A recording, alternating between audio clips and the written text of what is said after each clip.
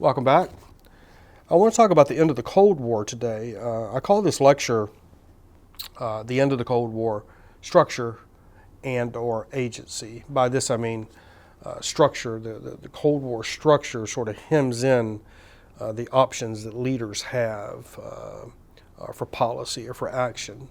But of course, individual agency, whether it's Mikhail Gorbachev or Stalin or Kennedy or Reagan or Nixon, individual agency is still important. But this individual agency operates in this larger Cold War structure. So let's keep that in mind as we go through this. We're going to do probably 3 segments on this end of the Cold War. It's a fascinating story. It's important, so I'm going to devote a little time to it. In this opening lecture, I'm going to talk about context and significance first. And then I want to take you on a little bit of a timeline to give you some sense of the pace in the 1980s into the early 90s when the Soviet Union breaks up and the Cold War ends. So context, well, Cold War is the obvious context. I guess the second context is the end of communism as a real viable political ideology. Significances. First, this ends the bipolar political world. We've talked about this before, this notion of the 2 poles. Here you have the United States, NATO in the West. Here you have the Soviet Union, the Warsaw Pact in the East, and the world sort of revolves around these 2 poles or these 2 axes. The end of the Cold War is going to put an end to that. The United States will emerge as the only superpower. Other significances, this ends the Warsaw Pact. You'll notice that NATO does not end. NATO was designed specifically to defend Western Europe against the Red Army. And that threat apparently goes away with the end of the Cold War, yet NATO remains. Of course, it's the end of the Soviet Union. The world's first communist state bites the dust here. Another significance, it reduces the territory under Russian control. All those states along the western frontier and along the southern frontier of Russia that had been a part of the old Russian Empire or had been a part of the Soviet Union in the 20th century, these states begin to break away and create their own sovereign nations. Another significance, the end of the Soviet Union alleviates, for the most part, the fear of nuclear exchange and the destruction, if not the planet, and then at least the Northern Hemisphere and what we think of as the West. And I guess another significance, the end of the Cold War, I suppose, represents a victory for the market economy and for the liberal democracies that had emerged out of the Middle Ages and into the pre-modern era.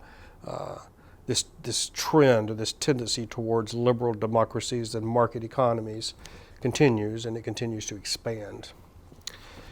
So let me talk about this timeline so we can give you some sense of some of the actors and the pace of these events. Ronald Reagan's elected president in 1981. Now he's opposed, fundamentally opposed in a visceral way to communism. The Nixonian policy of détente, that is a relaxation of tensions between the Americans and the Russians, Reagan doesn't have a lot of patience for that. Reagan, what did he say? He wants peace through strength. His rhetoric toward the Kremlin is unmistakably hostile.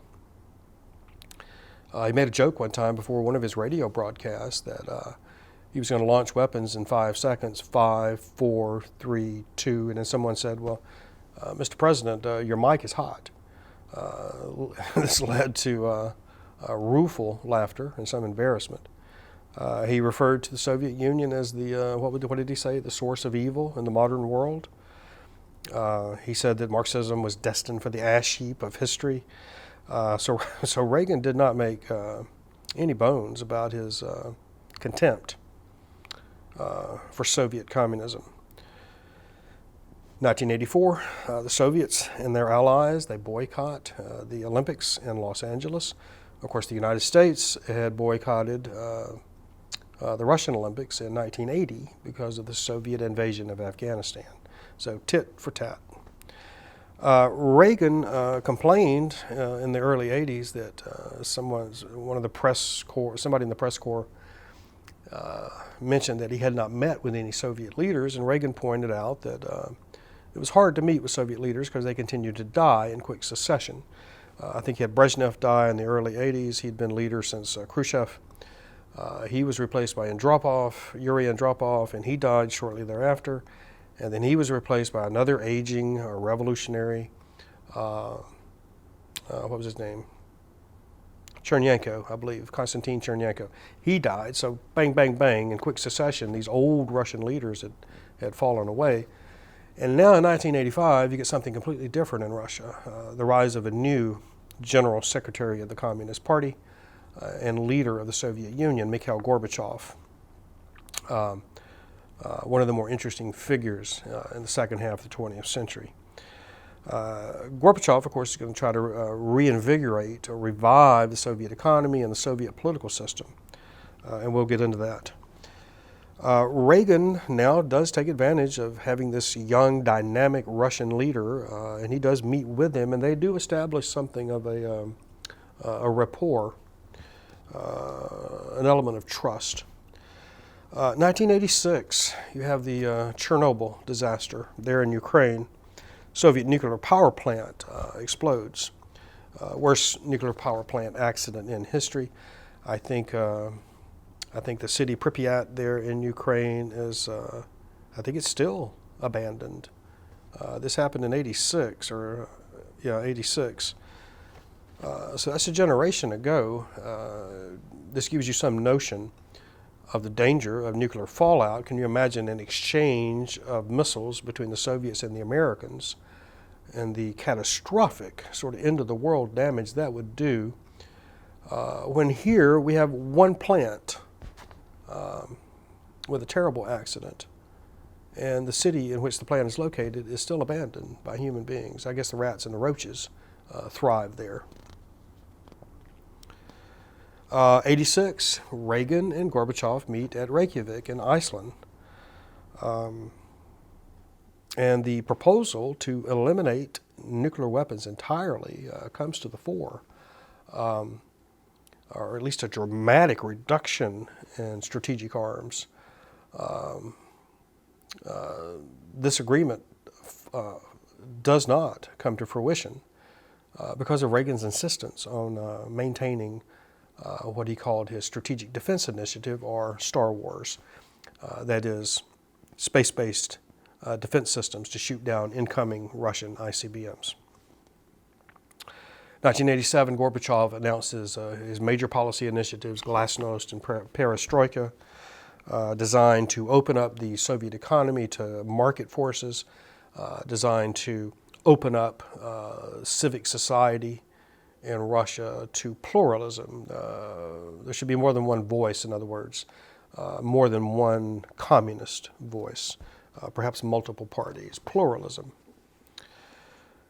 1987, December, intermediate-range nuclear weapons in Europe, NATO and Warsaw Pact, are eliminated in a treaty signed by Reagan and Gorbachev. This is a major step towards reducing tensions and ending the Cold War.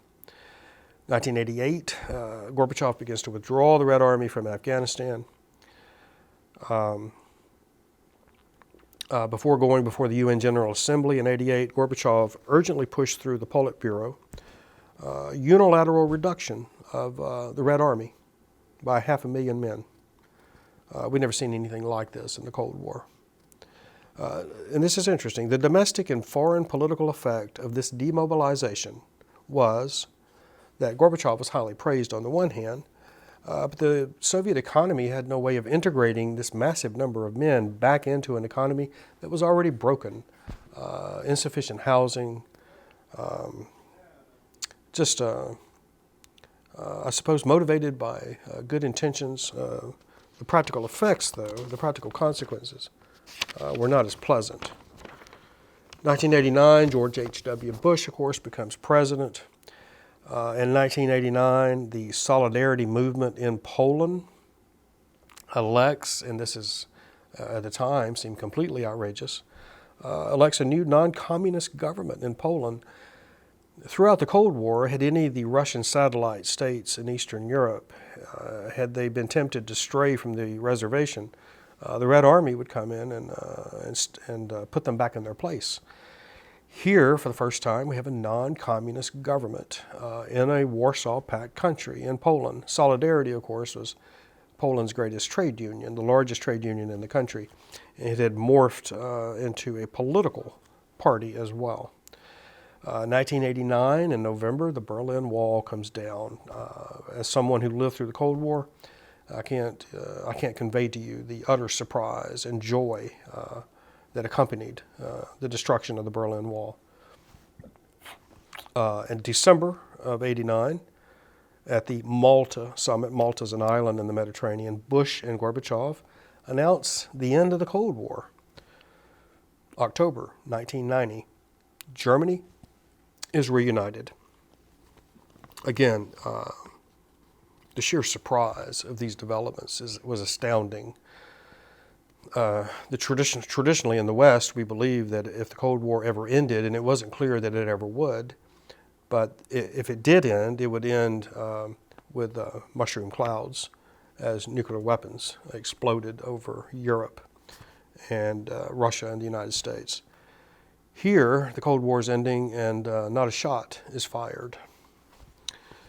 July 1991, the Warsaw Pact is dissolved. I suppose if there was any symmetry, NATO would have been dissolved the next month. Of course, it was not.